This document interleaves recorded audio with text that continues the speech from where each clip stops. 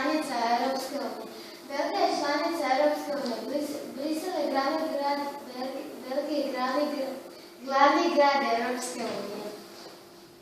Zastava Belgije sastoji se od 3 jednako širokih uspravnih pruga, crne, žute i crvene boje. Grb Belgije sastoji se od 3 lava. Svaki od lavova drži zastavu Belgije, a zastava prvobitnih 9 provincijala izdižu se iza ogrtača. Na vrhu svega nalazi se kraljevska kruna. Zastava Belgije. Belgija je poznata po jelima. Jedno od tih jela su belgijske vafle. To je poznat njihov specijalitet.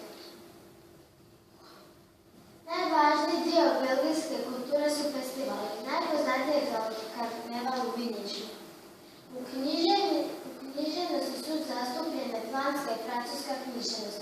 Najpoznatiji sredovjekovni književnici su Philippe de Comin i Jean Froissart.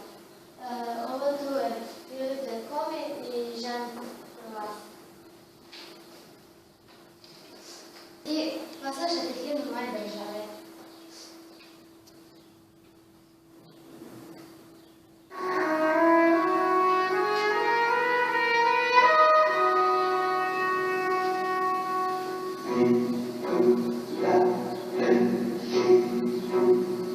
Notre Belgique, mon mère chérie, à toi nos cœurs, à toi nos bras, à toi notre chant.